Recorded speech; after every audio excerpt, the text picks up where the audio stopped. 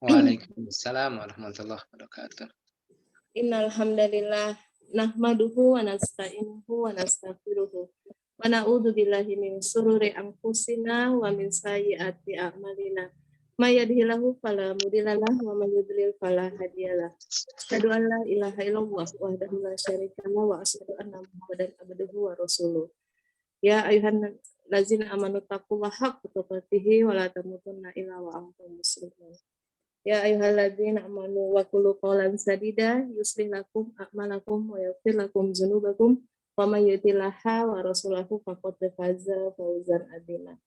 Alhamdulillah binikmatihi tatimmu shalihat. Allah hari ini masih perkenankan kita untuk sama-sama duduk di majelis yang mulia ini.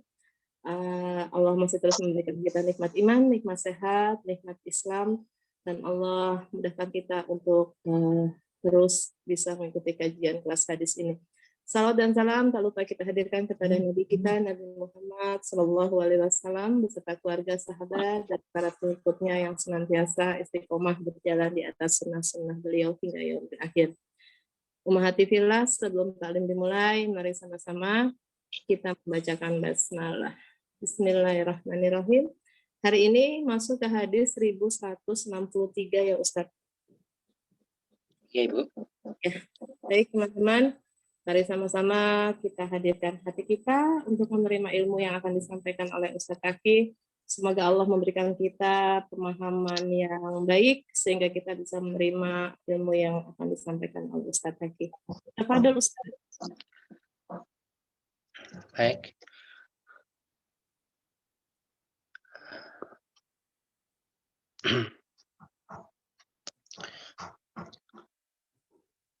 Bismillahirrahmanirrahim. Assalamualaikum warahmatullahi wabarakatuh. Waalaikumsalam warahmatullahi wabarakatuh. Innal hamdalillah nahmaduhu wa nasta'inuhu wa nastaghfiruh wa na'udzu billahi min syururi anfusina wa min sayyiati a'malina. May yahdihillahu fala mudhillalah wa may yudlil fala hadiyalah. Asyhadu an la ilaha illallah wahdahu la syarikalah. Wa asyhadu anna Muhammadan abduhu wa rasuluh la nabiyya wa la rasula ba'dah. Amma ba'd. Para ummahat, ibu-ibu, jamaah sekalian yang dirahmati Allah Subhanahu wa taala. Puja dan bersyukur kita panjatkan kepada Allah Azza wa Jalla atas segala nikmat yang diberikan kepada kita semuanya. Sampai hari ini alhamdulillah kita masih dalam dekapan iman dan Islam, dalam keadaan sehat walafiat. Diberi kesempatan oleh Allah Subhanahu wa taala untuk kembali mengikuti kajian rutin kita, yaitu kajian kitab Al-Lu'lu' wal Marjan. Satu kitab yang membahas tentang hadis-hadis sahih yang disepakati oleh Imam Bukhari dan Imam Muslim. Mudah-mudahan kita mendapatkan barakah majelis kita, diberikan oleh Allah ilmu yang bermanfaat sebagai bekal kita untuk mengawali kehidupan dunia ini dan nantinya di akhirat. Baik para ummahat, ibu-ibu yang dirahmati Allah, kita masuk pada hadis 1163 yaitu perang Hunain. Kita baca hadisnya. Hadisul Barra. Wa sa'alahu rajulun. Akuntum faraztum ya Aba Umarah ya Hunain? Qala la. Wallahi ma walla Rasulullah sallallahu alaihi wasallam walakinnahu kharaja syubbanu ashabi wa akhifa'uhum khussaran laysa bisilah. Fa atau qauman rumah jam'a Hawazin wa Bani Nasr ma yakadu yasqutu lahum sahmun farashaquhum rashqan ma yakadun yukhti'una faqbalu hunalika ila Nabi sallallahu alaihi wasallam wa huwa ala baghlatihi al-bayda wa ibnu ammihi Abu Sufyan al-Haris ibn Abdul Muttalib yaqudu bih fa nazala wastansara thumma qala ana an-nabi la kadib ana ibnu Abdul Muttalib thumma saffa ashabah. Silakan dibaca.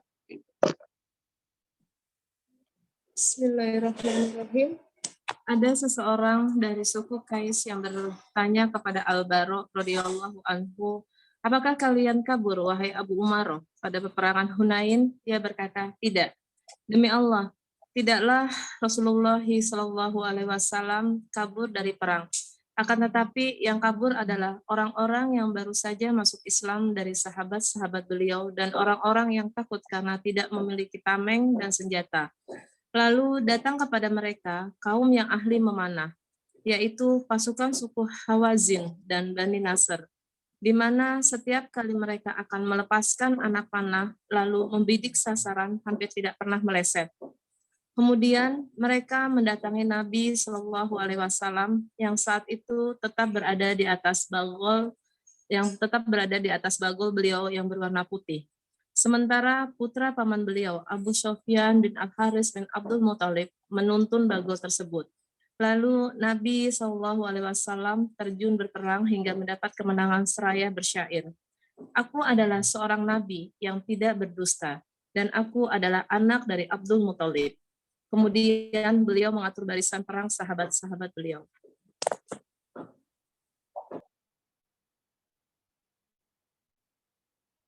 Baik, para umahat yang dirahmati Allah Subhanahu wa taala, tentang perang Hunain. Ini terjadi pada tahun 8 Hijriah setelah ditakluknya kota Mekah.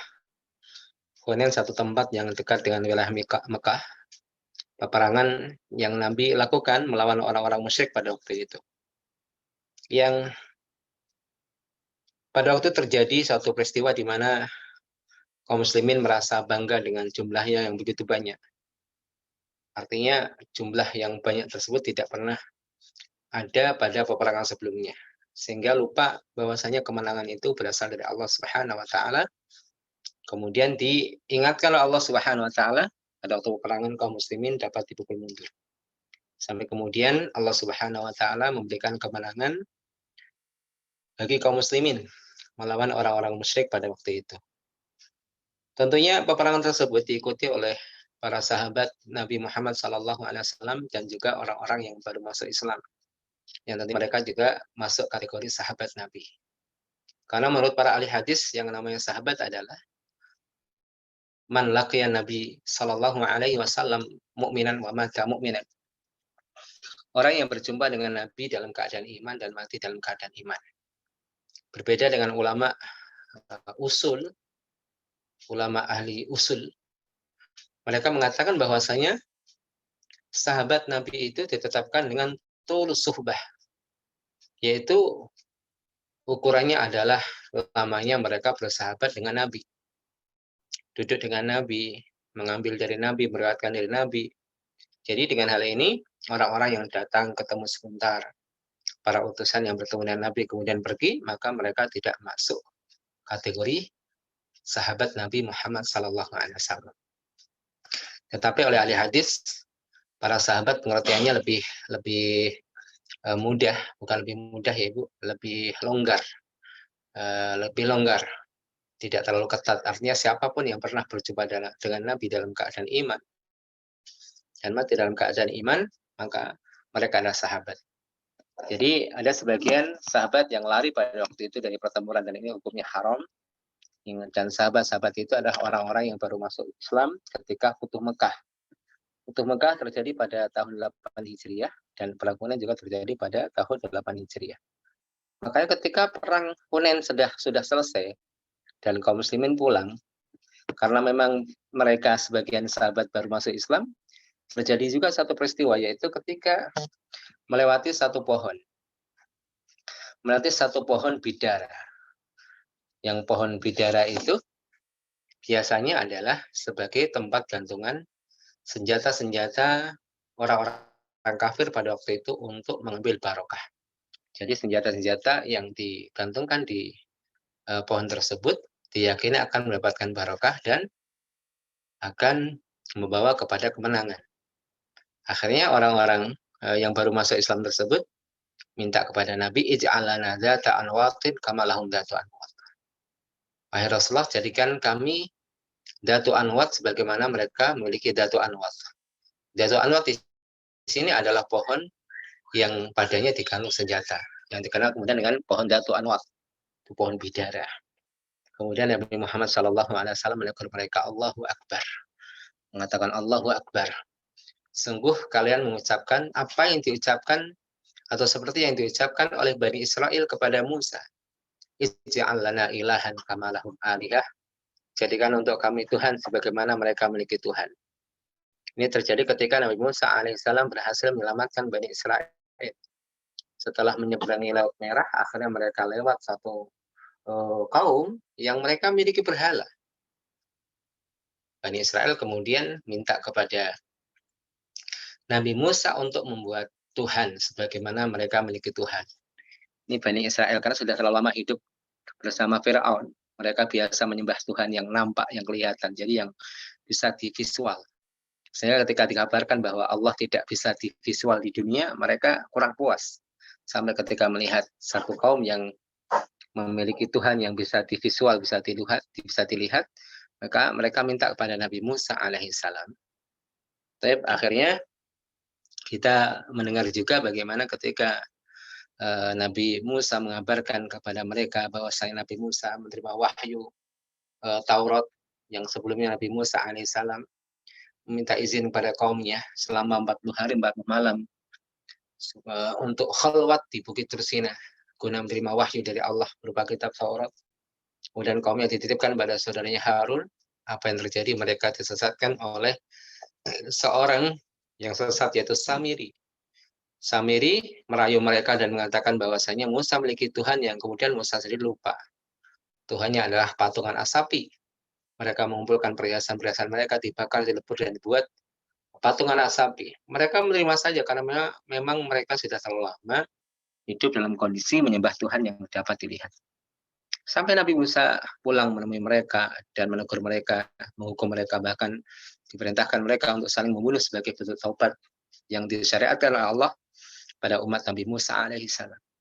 Dan Nabi Musa mengabarkan bahwa Nabi Musa menerima kitab Taurat. Tapi apa yang terjadi? 70 orang pilihan dari Bani Israel itu minta kepada Nabi Musa supaya Allah menampakkan langsung wujudnya dan zatnya. Maka sekali lagi, yang keyakinan kalau sudah mengakar di hati seseorang, sudah bertahta di kalbu seseorang, itu susah diubah. Jadi kecenderungan mereka terhadap Tuhan yang bisa divisual itu senantiasa menjadikan mereka penasaran. Dan kemudian permintaan para sahabat setelah perang Hunain minta kepada Nabi ini persis ucapan umatnya Nabi Musa. Ij'al lana dzatan wat, ya Rasulullah, jadikan kami pohon untuk tempat menggantungkan senjata kami sebagaimana mereka punya senjata. Dan kemudian mereka tentunya dimaafkan, diuzur ya, ma'zur, dimaafkan karena mereka jahil. Jadi kejahilan, ketidaktahuan itu merupakan uzur, merupakan alasan seseorang tidak dikafirkan, seorang tidak dikeluarkan dari Islam. Ya karena faktor jahil, ibu-ibu, karena faktor jahil, tidak tahu betul. Dan ketidaktahuan ini bisa disebabkan karena baru masuk Islam, atau mungkin tinggal di wilayah yang jauh dari negeri Islam. Tapi ada juga orang yang sudah lama Islamnya, tinggal di tengah-tengah kaum muslim, masih jahil juga ada. Intinya jahil yang betul-betul jahil, itu diampuni, dimaafkan. Tapi bukan berarti hal ini mempromosikan kejahilan. Akhirnya ada menyimpulkan berarti kalau jahil lebih bagus sesat karena tidak dihakimi. Tidak demikian. Kalau jahil atau ketidaktahuan seseorang lahir karena kesengajaan atau karena sebab keras kepalanya dia di dalam menghadapi kebenaran, berpaling ataupun menolak, sebagaimana orang-orang jahil hari ini kalau kita lihat ya, mereka bukan tidak tahu, tapi memang keras kepala terkait hal ini. Misalnya khamr itu haram, jelas-jelas sudah disampaikan dalam Al-Quran, disebarkan oleh para ustadz, para kiai, ayat-ayatnya jelas, hadis-hadisnya jelas. Tapi oleh sebagian orang yang mirisnya mereka mengaku Islam, kemudian mau dilegalkan industri miras, baik secara besar-besaran atau ke level yang paling rendah sekalipun. Na'udzubillah min dzalik. Ini sudah sampai taraf, yaitu tahrimu ma'ahalallah, mengharamkan apa yang dihalalkan oleh Allah Subhanahu wa taala. Na'udzubillah min dzalik. Maka tidak bisa dikatakan jahil. Jahil betul, jahil tidak ngerti, belum sampai dalil, tidak sampai hujah. Itu dimaafkan sebagaimana satu kasus yang disebutkan oleh Imam Bukhari dalam hadisnya. Seorang laki-laki yang kemudian sebelum meninggal mengumpulkan anak-anaknya dan berpesan supaya ketika sudah meninggal untuk membakar jasadnya dan menaburkan apinya di lautan. Dia mengatakan, andaikan Allah mampu membangkitkanku, maka aku tidak akan selamat dari siksanya. Kemudian hari kiamat dia dibangkitkan oleh Allah Subhanahu wa taala dan ditanya oleh Allah, "Kenapa melakukan demikian?" Dia mengatakan, "Makhofatan," karena takut padamu ya Rabb. Dan dia tidak paham, tidak memahami atas kudrah kekuasaan Allah Subhanahu wa taala, minimal dia tidak yakin atau ragu-ragu akan kuasa Allah. Dan secara kaidah, orang yang ragu akan kuasa Allah itu kafir. Ragu kalau Allah bisa menciptakan, ragu kalau Allah bisa membangkitkan itu kafir. Tapi kenapa laki-laki ini tidak dikafirkan? Karena dia tidak mengetahui. Baik, para umat, jadi sebagian sahabat yang menurut versi para ulama ya, mereka sahabat karena melihat Nabi. Ada yang mengatakan namanya sahabat itu ya tulus suhbah, bersahabatnya dengan Nabi cukup lama, mengambil hadis dari beliau dan meriwayatkan kepada yang lain, baru disebut sahabat. Tapi ala kulli hal, seseorang melakukan kesalahan karena faktor jahil diampuni. Sebab kejahilan diantaranya adalah hadis wa'adin bil Islam, yaitu baru masuk Islam. Baik, ibu-ibu menginjak hadis berikutnya. Hadis 1164. Hadis al-Barra wa sa'alahu rajulun min Qais. Afaratu ma'an Rasulullah sallallahu alaihi wasallam yawma Hunain. Wa qala lakinna Rasulullah sallallahu alaihi wasallam lam yafirru kanat hawazin rumatan. Wa inna lamma hamalna alaihim inkashafu fa aqbabna 'ala al-ghanaim fastuqbilna bisihami. Wa laqad ra'aitu Rasulullah sallallahu alaihi wasallam 'ala baghlatihi al-bayda. Wa inna Aba Sufyan akhidun bi zimamiha wa huwa yaqulu ana an-nabi la kadhib. Ya, silakan. Bismillah. Hadis Al-Bara, ketika itu seorang dari Kais bertanya kepadanya, apakah kalian melarikan diri dari Rasulullah SAW pada perang Hunain? Al-Bara menjawab, adapun Nabi SAW, beliau pantang melarikan diri. Ketika itu Hawazin adalah para pemanah ulung. Ketika kami menyerbu mereka, mereka kocar-kacir sehingga kami tergiur mendapatkan ghanimah dan gantian kami yang dihujani dengan anak panah. Kulihat Rasulullah SAW di atas biralnya yang putih dan Abu Sofyan bin Al-Harits memegang kendalinya sedang Nabi sambil berseru, "Aku Nabi yang tiada dusta." Iya. Baik, para umahat, ini seperti hadis sebelumnya. Di sini jelaskan bahwasanya Nabi Muhammad SAW teguh di dalam menghadapi musuh. Ini contoh memang, ibu-ibu. Jadi kaum muslimin haram hukumnya mencari dan menantang musuh. Tapi ketika bertemu dengan musuh maka pantang lari.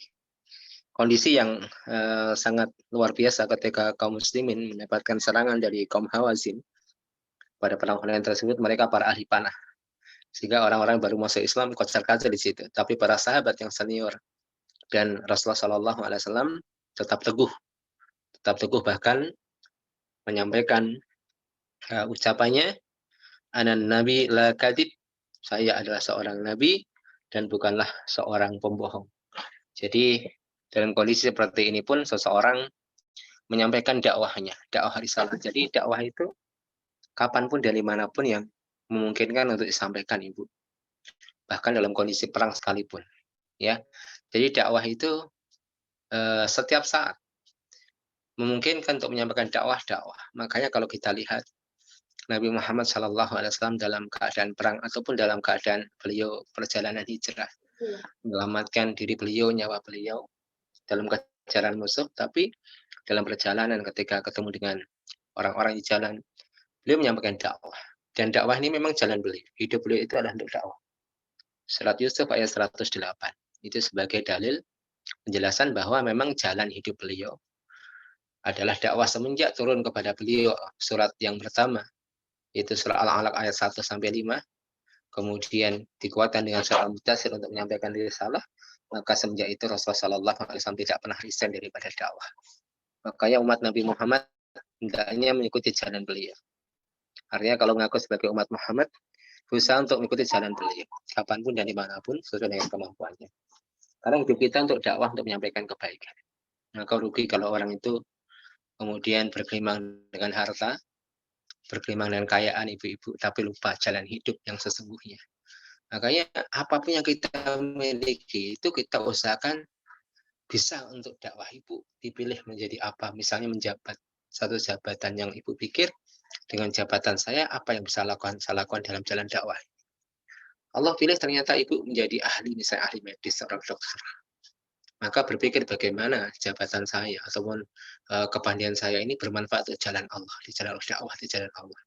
Allah pilih ibu menjadi seorang pengusaha, seorang yang memiliki harta, maka hendaknya berpikir bagaimana caranya ya kekayaan saya, usaha saya ini bisa saya gunakan dalam dakwah fisabilillah. Jadi dakwah itu saling menyokong. Para ustadz berdakwah dengan ilmu dan lisannya, kemudian anak-anak muda dengan tenaganya. Ada orang-orang yang kemudian dakwah di pedalaman walaupun ilmu mereka juga terbatas, tapi kesemangatan luar biasa. Ada juga dakwah dengan hartanya, makanya orang-orang yang dakwah dengan hartanya itu pahalanya tidak berkurang, artinya tidak lebih rendah, belum tentu lebih rendah daripada dakwah dengan lisan. Makanya ini penting sekali ibu-ibu, apapun kita dan bagaimanapun kita berpikir bagaimana kita itu menjalani jalan kita secara sukses. Karena jalan kita adalah dakwah sebagaimana jalan yang ditempuh oleh Nabi. Apapun yang lain itu sifatnya adalah sokongan. Apapun yang kita dapatkan pekerjaan kita pikir kerjaan kita ini menopang dakwah. Apa yang bisa kita lakukan? Ilmu kita, jabatan kita, harta kita, keluarga kita. Ini perlu kita pikirkan. Kalau tidak ya kita tidak beda dengan makhluk yang disebut dengan hayawan, hidup hanya sekedar mencari makan dapat dihabiskan tanpa mengerti orientasi hidup yang akan datang. Baru ketika sakaratul maut tiba, ketika lidah mulai keluh untuk mengucapkan, untuk memanggil nama anaknya, aja nggak bisa. Dinampakkan pemandangan yang belum dia pernah lihat sebelumnya. Matanya ditajam oleh Allah Subhanahu wa Ta'ala sehingga melihat malaikatul maut. Dia kaget, makhluk apa ini? Sudah mulai terasa dingin badannya. Sampai pada tenggorokannya baru tobat, ternyata akhirat itu ada. Ataupun dia sudah ngerti akhirat ada tapi baru ngeh karena dia lalai dengan kehidupan dunia. Jadi seperti ini ibu-ibu, Rasulullah Shallallahu Alaihi Wasallam selama dakwah beliau 23 tahun, dakwah di dalamnya ada jihad, dan jihad bagian daripada dakwah. Jihad itu bagian daripada dakwah. Salah satu cara dakwah kepada kaum tertentu itu jihad. Maka kadang dakwah dengan lisan, kadang dakwah dengan senjata, itu sesuai dengan kondisi. Tapi intinya adalah dakwah, tidak berhenti dalam berdakwah. Allah Subhanahu wa Ta'ala misalnya memilih ibu menjadi seorang pedagang, mudah-mudahan Allah memilih juga dagang ibu itu sebagai wasilah dakwah kepada orang lain. Baik ibu-ibu, jadi tidak ada istilah lisenoh, udah nggak dakwah dulu, dakwah dengan apapun yang kita mampu. Mudah-mudahan kita termasuk umat Rasulullah Sallallahu Alaihi Wasallam yang diakui. Karena Al-Imam Luqayyim mengatakan, jangan mengaku-ngaku sebagai umat Nabi sampai mengikuti jalannya. Dan jalan beliau apa? Dakwah fisabilillah. Yusuf ayat 108. Qul hadhihi sabili ad'u ila Allah ala basirah ana wa man ittaba'ani. Katakanlah ini adalah jalanku, yaitu menyeru pada Allah dan juga jalan orang-orang yang mengikutiku. Ya, aku dan orang-orang yang mengikutiku. Jalannya adalah ad'u ila Allah, menyeru kepada Allah. Jadi jangan sampai kita diam. Ya, dalam kebaikan kita suarakan, ada kemungkaran kita kritik. Seorang mukmin itu tidak diam. Ya, tidak diam, tapi berpihak memang. Maka keberpihakan kita itu menunjukkan status kita dan kualitas kita sebagai seorang mukmin. Apakah betul-betul mukmin sejati atau sebaliknya sebagai seorang munafik. Sebenarnya di akhir zaman ini semakin dinampakkan ya, kemunafikan orang-orang semakin dinampakkan. Ketika Allah menyatakan haramnya khamr, tapi tampil orang-orang yang seakan-akan berilmu. Bahkan mungkin memiliki ya, para pengikut yang banyak sebagai membesar ormas, menyatakan legalitas sebuah minuman yang betul-betul diharamkan Allah, yang turun dari lapis langit yang ketujuh oleh Rabbul Alamin. Baik, umahat yang dirahmati Allah, selanjutnya kita masih membahas peperangan yang dilakukan oleh Rasulullah SAW. Masuk hadis 1165. Kita baca hadisnya. Hadis Abdullah bin Amr. Qala lamma hasara sallallahu alaihi wasallam at-Taifah falam yanal minhum syai'an. Qala inna qafilun insyaallah fasaqula alaihim wa qalu nadhhab wa la naftahuhu. Qala marrah naqfulu faqala ughdu 'ala al-qital faghadaw fa asabahum jirahun. Faqala inna qafiluna ghadan insyaallah fa'anjabahum fadhahikan Nabi sallallahu alaihi wasallam. Bismillah. Abdullah bin Amr berkata, ketika Rasulullah mengepung Taif dan beliau sama sekali belum memperoleh hasilnya, beliau berujar, besok kita insya Allah pulang. Ucapan Nabi ini memberatkan mereka sehingga para sahabat berujar, apakah kita akan pulang dan tidak menaklukkannya? Abdullah bin Amr pada kalanya berujar dengan lafal, kita akan pulang. Maka Rasulullah berkata, teruslah kalian menyongsong peperangan. Para sahabat pun terus berangkat dan mereka memperoleh luka-luka. Kata Nabi, besok insya Allah kita pulang. Ucapan Nabi ini menjadikan para sahabat kagum sebagai pelipur lara. Maka Nabi SAW tertawa. Ya, sebentar Ibu.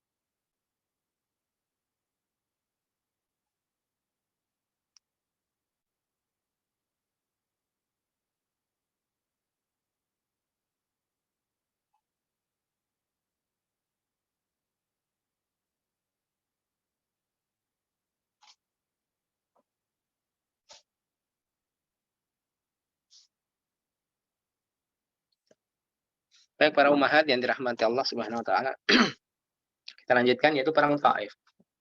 Perang Taif ini adalah perang lanjutan ya. Perang lanjutan dari perang Hunain, karena tidak semuanya bisa ditumpas pada saat perang Hunain. Kebanyakan dari suku Hawazin dan Nasr itu lari ke wilayah Taif.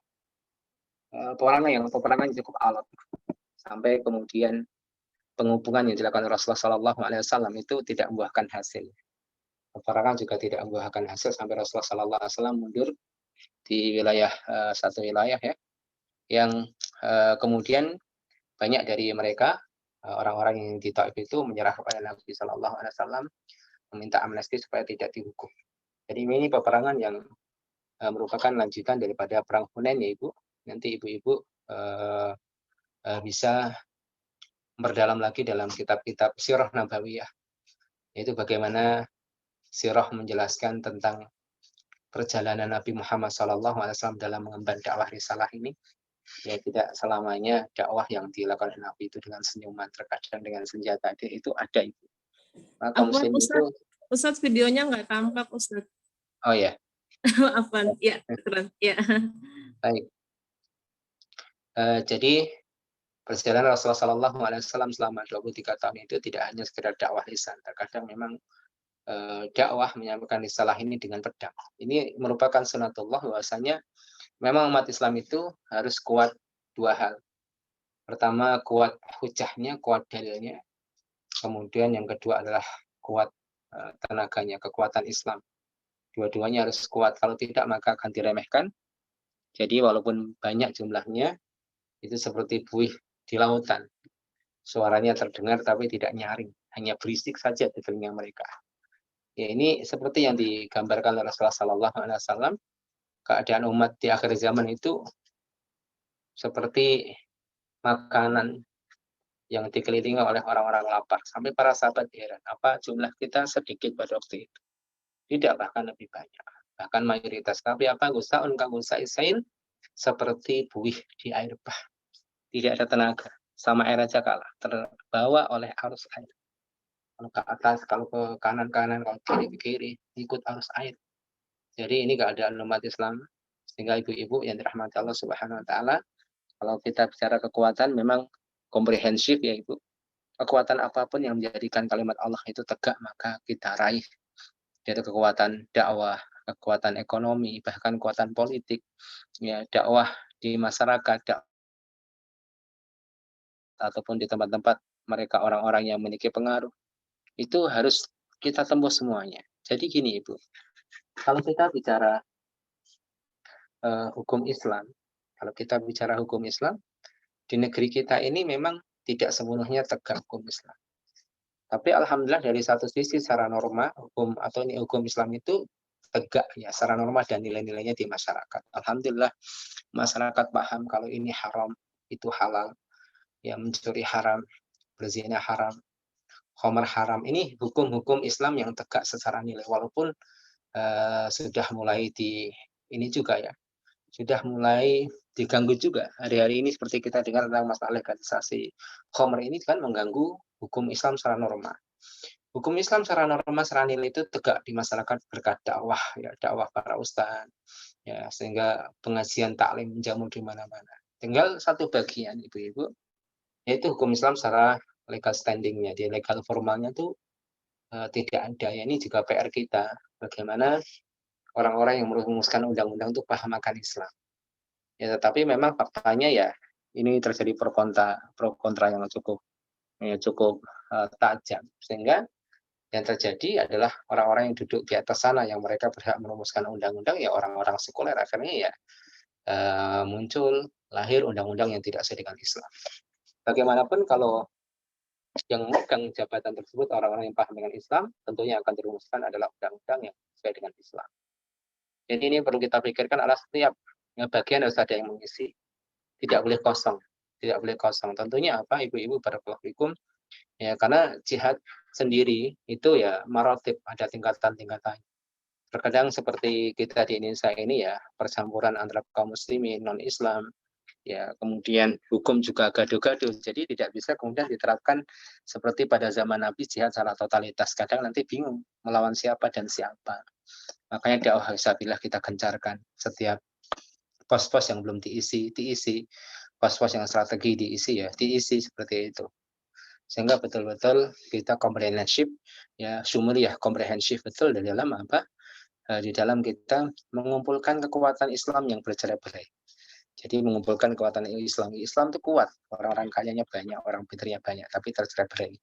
Semenjak jatuhnya khilafah Turki Utsmani 1924, umat Islam seperti anak ayam yang kehilangan induknya, masing-masing berjuang dan mengklaim cara berjuangnya paling benar dan melarikan yang lain. Ada yang menempuh jalan ini, ada yang menempuh jalan dakwah, ada yang menempuh jalan jihad, ada yang menempuh jalan parlemen, ada yang menempuh ini dan itu. Akhirnya ya malah susah bersama. Tapi kalau ini bersinergi masing-masing menyokong ya, ada yang kemungkinan misalnya di satu wilayah itu jihad fisabilillah secara fisik ya didukung, di satu wilayah tidak memungkinkan jihadnya dengan jalan yang lain. Artinya apa ibu-ibu, persatuan umat Islam hari ini itu penting sekali, sangat penting sekali. Ya pergolakan luar biasa, orang-orang yang tidak suka dengan Islam hari ini kita saksikan mereka secara masif betul-betul ingin mempreteli hal-hal yang sakral dalam Islam itu sendiri. Sampai kemudian kalau kita berjuang membela agama kita dikatakan radikal dan sebagainya, atau dengan tuduhan-tuduhan yang menyakitkan ya, dibilang kadrun atau apa. Ya kita bersabar dan dakwah jalan terus. Tidak ada istilah resign dari jalan dakwah fisabilillah. Baik. Jadi perang Taif lanjutan pada perang Hunain, salah satu bagian perjuangan Nabi Muhammad Sallallahu Alaihi Wasallam. Secara detailnya bisa dibaca di Sirah Nabawiyah. Ya, karena kita fokus dalam pembacaan hadis, kita tidak mengupas Sirah Nabawiyah dan hikmah-hikmahnya. Baik, kita baca lagi hadis selanjutnya ibu-ibu. Hadis 1166. Hadis Abdullah bin Mas'ud radhiyallahu anhu. Qala dakhala Nabi sallallahu alaihi wasallam Makkah wa hawla al-Ka'bati 360 nusuba. Wa ja'ala yad'anuha bi'udin fi yadihi wa ja'ala yaqul ja'al haqqu wa zahaqal batil. Silakan baca.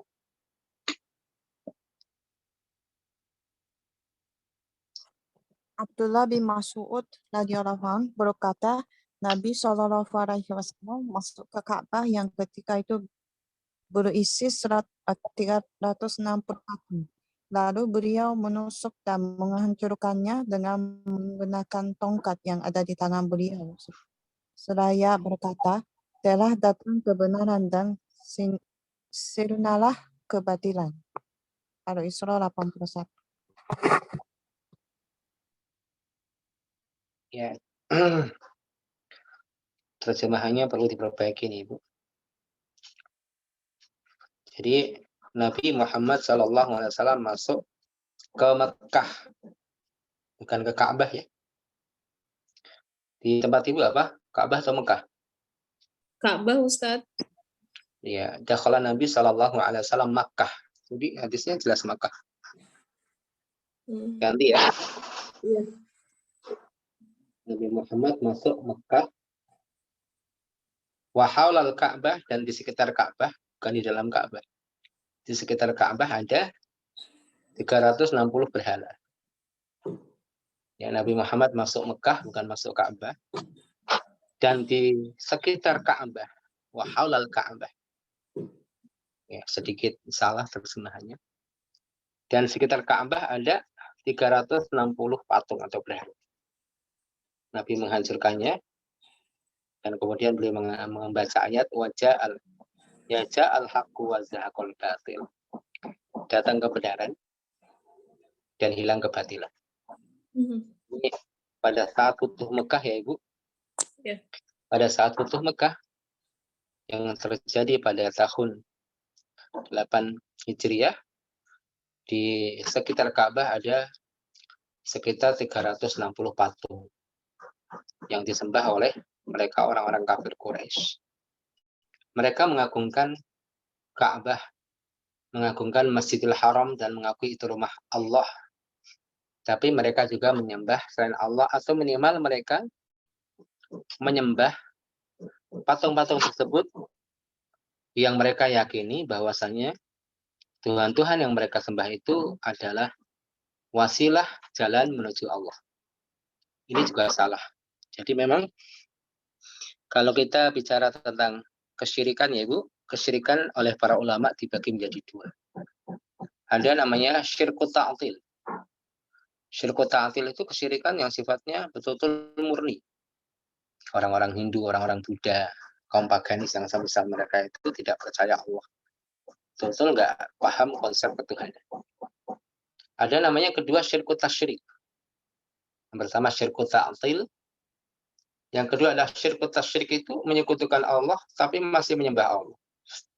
Seperti sebagian kaum kafir Quraisy atau kafir-kafir pada waktu itu, selain daripada kafir Quraisy, mereka datang ke Mekah untuk tawaf di Ka'bah, dan itu merupakan ajaran atau milah Nabi Ibrahim alaihissalam. Mereka percaya Allah yang menciptakan mereka, mereka percaya Allah yang menghidupkan dan mematikan, tapi mereka masih menyembah Lata, Manat, dan Uzza dengan keyakinan yang keliru. Mereka meyakini bahwa Allah wal Manat wal Uzza adalah anak-anak wanita Allah. Nah, ini juga bentuk kurangnya pengetahuan mereka dan tidak hormatnya kepada Allah. Makanya Al-Quran turun menyindir perkataan dan keyakinan mereka. Kalian orang-orang kafir terhadap anak wanita saja tidak suka, sampai ketika istrinya diketahui melahirkan anak perempuan langsung ditanam hidup-hidup. Karena bagi mereka aib. Anak wanita itu aib mereka, tapi mereka mengatakan Tuhan-Tuhan yang mereka sembah itu adalah sebagai anak-anak wanita Tuhan, anak-anak wanita Allah. Di sini mereka menggabungkan antara kejahilan dan tidak adanya pengagungan kepada Allah. Kemudian juga pada surat Az-Zumar, di awal-awal surat Az-Zumar itu, mereka mengatakan mana abuduhum illa liyuqarribuna illa Allahi zulfa. Kami tidaklah menyembah mereka berhala-berhala yang ada itu kecuali hanya dalam rangka mendekatkan diri kami kepada Allah. Jadi pada waktu itu ibu-ibu bisa disimpulkan ada bentuk kesyirikan yang merupakan kesalahan ya, salah Tuhan, nyembahnya selain Allah.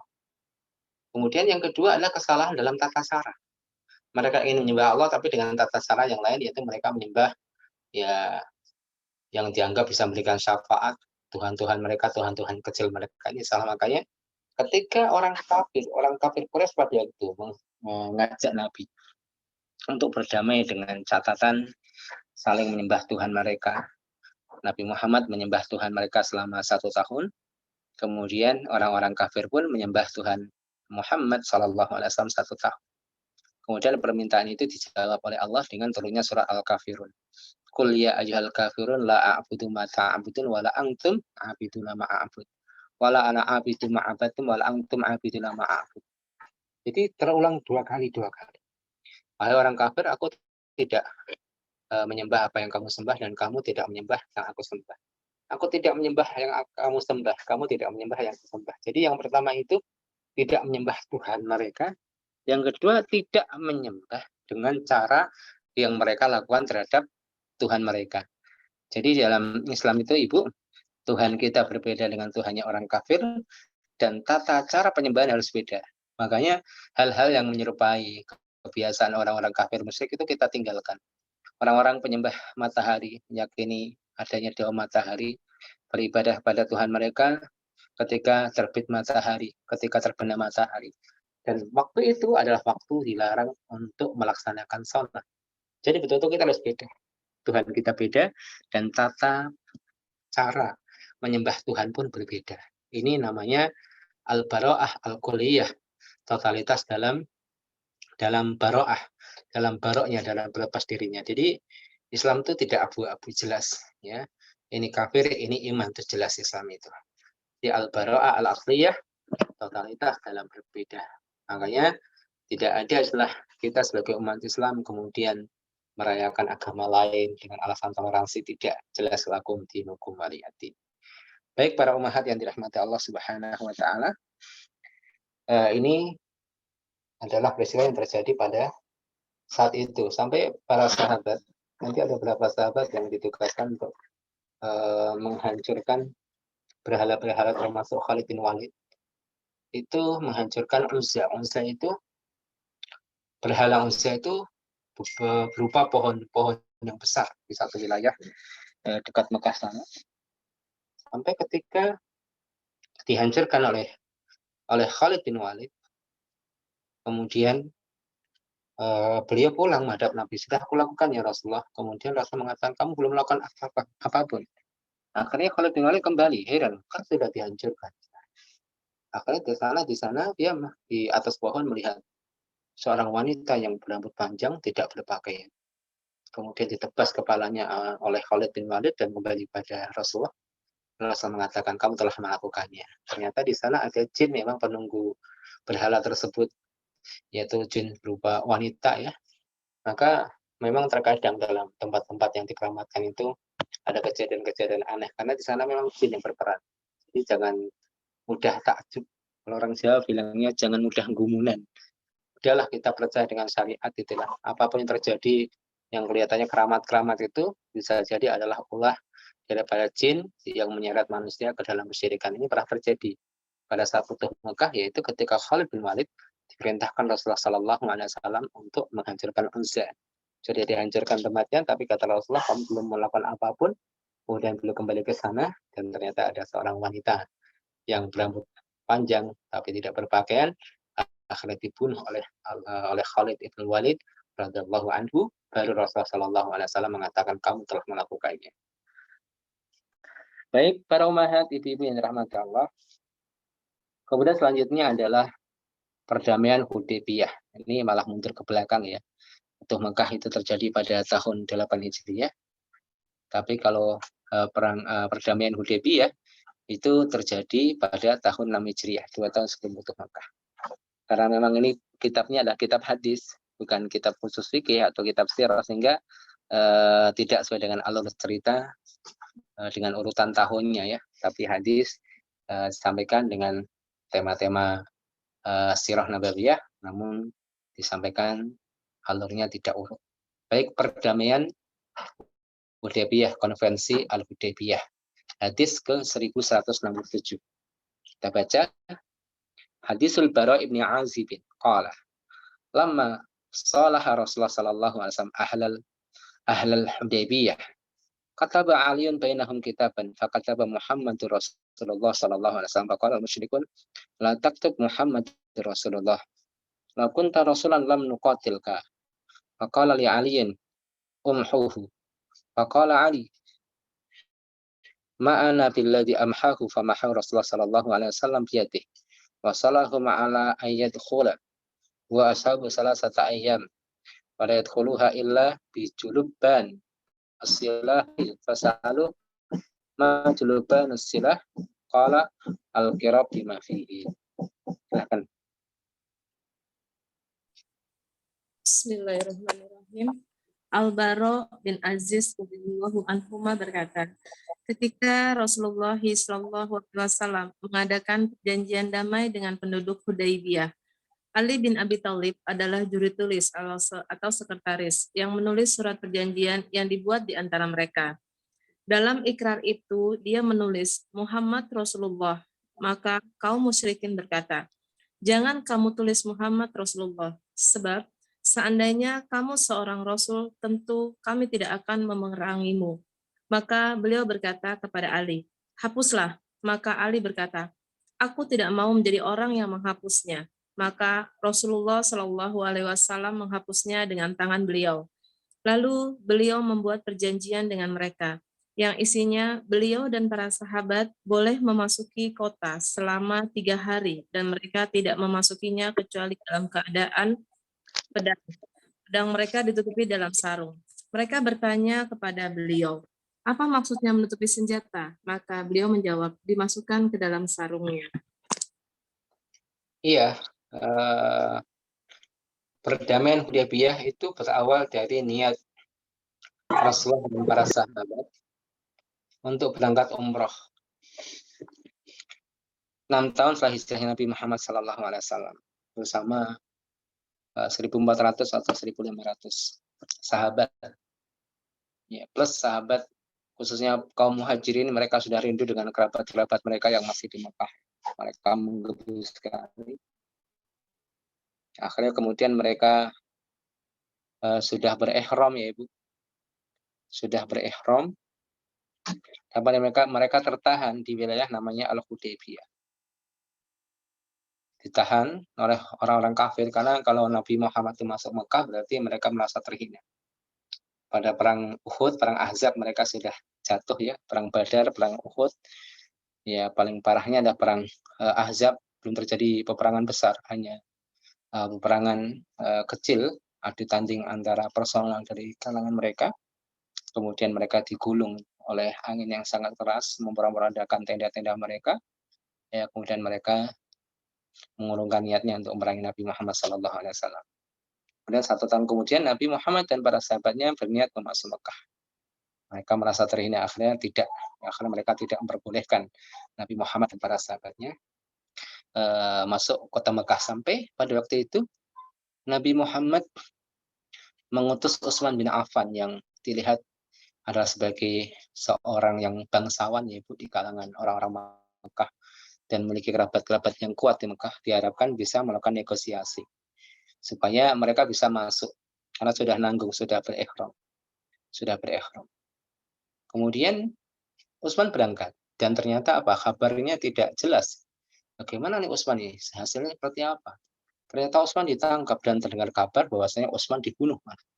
Ini suatu pelanggaran besar, utusan kok dibunuh. Itu pelanggaran besar. Bagaimanapun perang dan permusuhan, utusan tidak boleh dibunuh. Tidak boleh dibunuh. Akhirnya para sahabat sumpah setia dengan Nabi atas darah Utsman. Bersumpah di bawah sebuah pohon. Kisah ini dikisahkan dalam surat Al-Fatih tentang Futuh Mekah, ya, dan juga kejadian sebelumnya yaitu sumpah setia di bawah sebuah pohon.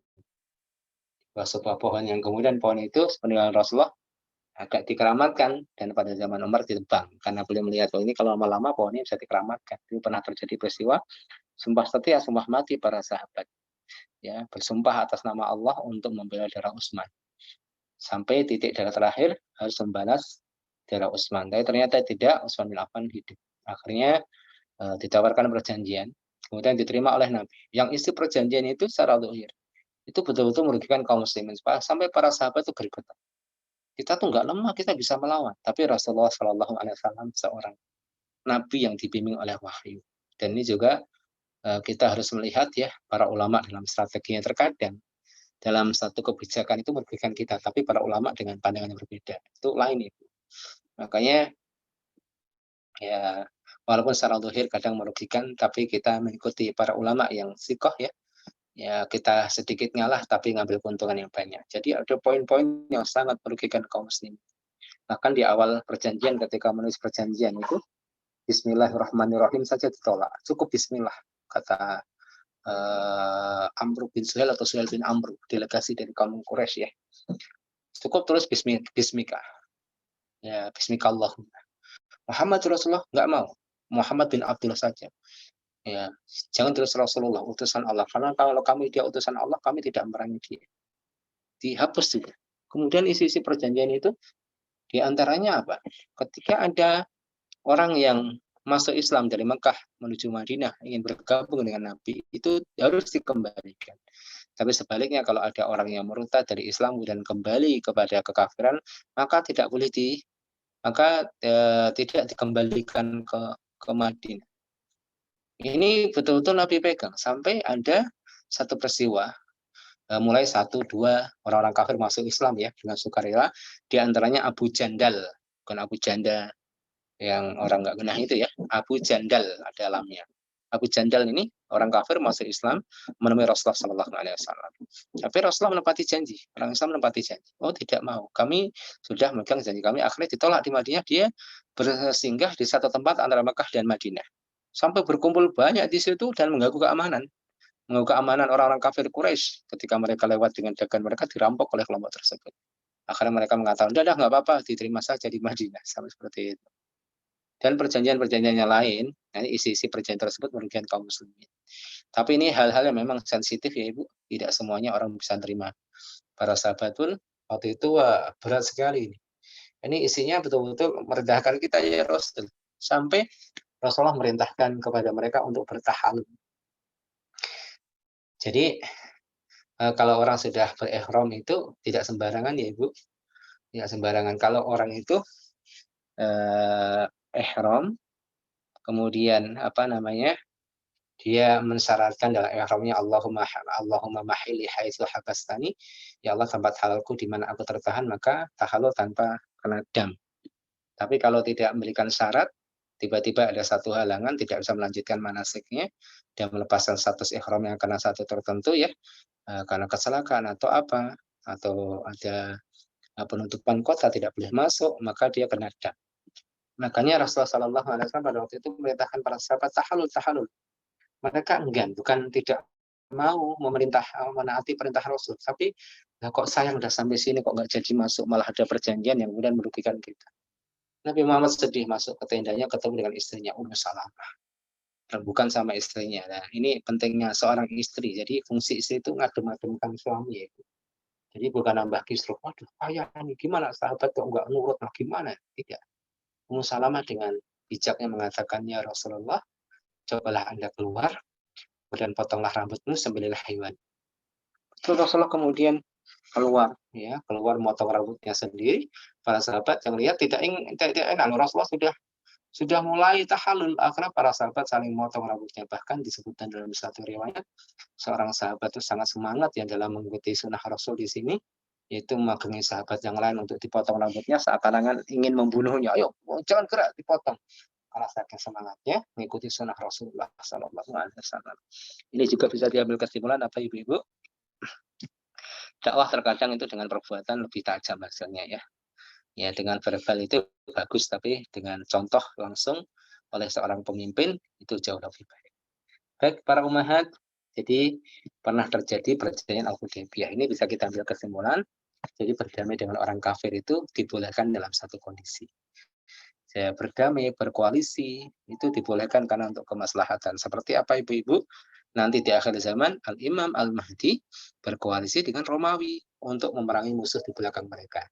Kelihatannya adalah musuh di belakang mereka adalah Imperium Persia Raya yang bangkit di akhir zaman, Iran dan kuru-kurunya ya. Iran dan kuru-kurunya itu menjadi musuh di belakang mereka. Jadi koalisi dengan orang kafir ataupun perjanjian orang kafir itu dibolehkan dalam Islam selama mendatangkan kemaslahatan. Baik, kita baca hadis lagi berikutnya Ibu 1168.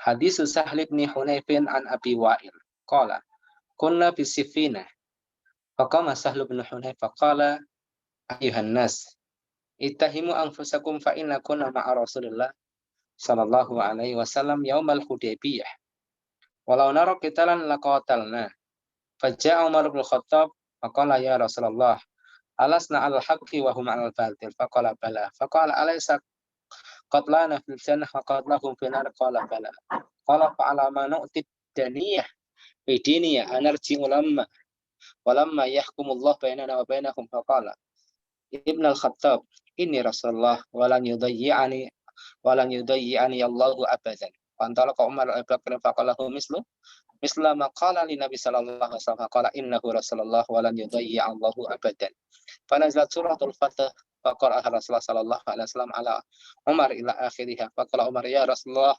al-fathun huwa qala na'am.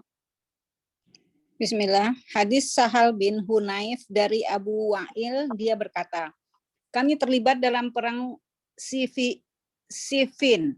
Lalu Sahal bin Hunayf berkata, wahai sekalian manusia, berhati-hatilah kalian dengan diri kalian. Sungguh kami pernah bersama Rasulullah Shallallahu Alaihi Wasallam pada hari perjanjian Hudaybiyah.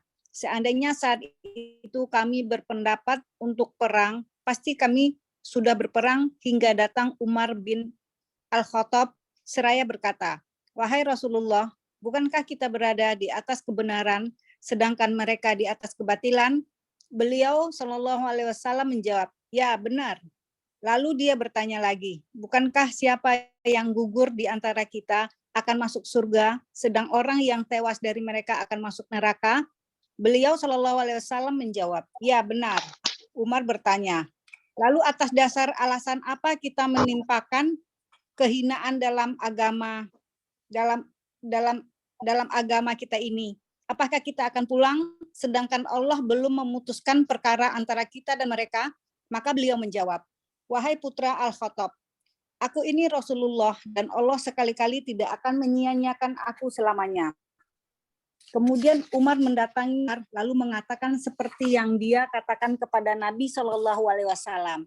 Maka Abu Bakar berkata, beliau itu Rasulullah dan Allah sekali-kali tidak akan menyia-nyiakan beliau selamanya. Maka kemudian turunlah surat Al-Fath. Lalu Rasulullah Shallallahu Alaihi Wasallam membacakannya kepada Umar hingga akhir surat. Lalu Umar bertanya, wahai Rasulullah, apakah keputusan ini tanda kemenangan? Beliau menjawab, iya. Ya ibu-ibu, ini satu peristiwa yang terjadi pada saat pasca perjanjian Al-Hudaybiyah. Ya, jadi setelah perjanjian tersebut, para sahabat tidak lega dengan isi perjanjian tersebut. Ini dia. Jadi memang satu peristiwa, apalagi peristiwa besar itu memang dikembalikan kepada ulama ya ibu. Jadi jangan mudah terprovokasi. Kadang-kadang kita tuh mudah terprovokasi karena kesemangatannya gitu ya. Misalnya hari ini terdengar berita misalnya ada ulama dolimin misalnya, kemudian tersebar broadcast di grup-grup ya revolusi. Kalau menurut saya itu provokasi yang betul-betul nggak ngerti hasilnya seperti apa dan dari siapa. Karena apa yang kita pikirkan belum tentu itu sesuai dengan syariat. Karena syariat itu bukan hanya teori awalnya, tapi juga dilihat hasilnya nanti seperti apa perkiraannya. Ini penting sekali. Tidak semua bisa memahami strategi seperti ini. Karena kalau kita bicara perjuangan jihad itu ya nggak sesimpel yang kita pikirkan. Ya kalau syahid kan mati di surga. Kalau mereka mati di neraka, tidak simpel itu. Makanya Umar bin Khattab berkata seperti itu Ibu, pada Rasulullah. Tapi ditolak oleh Rasulullah. Ya Rasulullah, kalau kita perang kita mati kan kita surga dapatnya. Mereka neraka, orang apa lagi? Tapi dakwah itu untuk dimenangkan. Sehingga syahidnya seseorang itu bonus. Itu maslahat yang sifatnya pribadi. Dan maslahat pribadi tidak bisa mengalahkan kemaslahatan yang sifatnya umum. Untuk meninggikan kalimat Allah menangkan Islam itu tujuan jihad fisabilillah. Jadi dalam hal-hal yang sifatnya krusial seperti ini peran ulama ya, dan kita mendengar sami'na wa ata'na, nggak mudah terprovokasi. Ya, revolusi apaan revolusi? Ya, pertama lihat ya kekuatan seperti apa dan bagaimana. Tidak sesimpel itu Ibu. Maka saya nasihatkan pada diri saya dan ibu-ibu sekalian, jangan mudah terprovokasi sehingga bisa dimain-mainin musuh. Ya, jadi betul-betul persatuan, kemudian dengar perkataan para alim ya, arahan-arahan seperti apa. Apalagi kita hidup di negeri hari ini, walaupun kondisi seperti ini ya cenderung aman. Bagaimana langkah-langkah dakwah mengembangkan Islam itu harus kita pikirkan. Karena pertumpahan darah itu tidak solusi. Untuk sekarang itu bukan solusi. Bukan solusi. Fitnah yang luar biasa itu. Bisa jadi perang saudara, bahkan bisa membuka peluang orang-orang kafir yang datang dari negara asing masuk menjajah negeri kita. Itu bukan bagian daripada jihad. Itu kerusakan. Jadi betul-betul jangan mudah terprovokasi. Ulama melihatnya dengan ilmu. Tidak hanya semangat saja. Ini contoh yang sangat bagus perang Al-Hudaybiyah ataupun perjanjian Al-Hudaybiyah ini. Jadi mengirim sesaat untuk kemudian melebarkan dakwah. Rasulullah kemudian pada masa-masa vakum tidak ada peperangan dengan orang kafir Quraisy, Rasulullah mengirim surat ke para pembesar kerajaan-kerajaan yang ada di Mesir, Persia, kemudian Romawi untuk diajak masuk Islam. Jadi hikmahnya besar walaupun kalau kita lihat isinya pahit. Dan kemudian hadis ini juga menunjukkan betapa tingginya derajat Abu Bakar As-Siddiq ya. Jadi kalau Umar masih ada protes-protesnya itu. Tapi ketika ketemu dengan Abu Bakar udah apa yang dikatakan Nabi Muhammad itulah yang dikatakan Abu Bakar. Jadi ini luar biasa orang. Orang yang manut betul. Sampai pernah terjadi Isra dan Mi'raj. Masih di Mekah waktu itu belum hijrah. Ya, jadi dalam satu malam Rasulullah itu berangkat ke Baitul Maqdis, naik ke atas, balik lagi, dan itu hanya satu malam. Sampai orang-orang yang sudah beriman tuh sempat ada keraguan nih, gimana Muhammad ngaco nih. Dan hal itu sampai pada Abu Bakar, kemudian Abu Bakar mengatakan, yang mantan itu siapa? Muhammad. Oh Muhammad, selama mantan Muhammad saya percaya. Begitu aja. Makanya pantas kalau kemudian Abu Bakar menjadi orang yang terbaik pada umat ini setelah nabinya Sallallahu Alaihi Wasallam. Baik para umat, saya kira cukup. Insya Allah selanjutnya kita masih membahas peperangan yang ada pada zaman Nabi, walaupun ya kita sampaikan secara singkat. Kita tidak sampaikan secara komplit ya, kronologinya, kemudian bagaimana jalan alur peperangan seperti apa. Dan itu adalah sirah nabawiyah. Kita masih fokus pada bacaan hadis, sehingga kita ambil sedikit-sedikit saja dari sirah yang terdapat dalam hadis-hadis yang kita baca. Wallahu a'lam bishawab. Baik, saya kembalikan ke Bu Asih. Baik Ustaz, alhamdulillahirrabbilalamin, jazakallahu khair wa barakallahu fiik untuk Ustaz yang sudah menyampaikan ilmunya. Umahat, kalau memang ada yang ditanyakan untuk pelajaran hadis kali ini, dipersilahkan.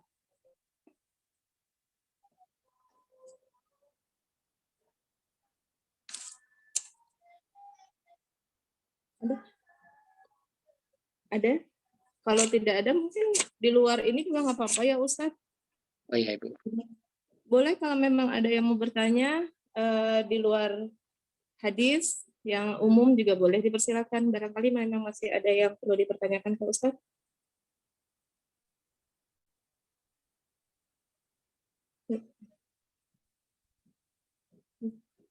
Kayaknya sudah. Semoga tidak bertanyanya menjadi paham ya Ustaz. Insya Allah. Insya Allah. Sifatnya sirah tadi pembahasan kita. Benar, hari ini sirah. Baik, kita tutup dulu kajian kita pada siang hari ini. Kita tutup dengan doa kafaratul majlis. Subhanaka Allahumma wa bihamdika asyhadu an la ilaha illa anta astaghfiruka wa atubu ilaik. Alhamdulillahirabbil alamin. Yang benar hanya dari Allah semata, yang salah dari saya pribadi. Akhirul kalam. Assalamualaikum warahmatullahi wabarakatuh. Semoga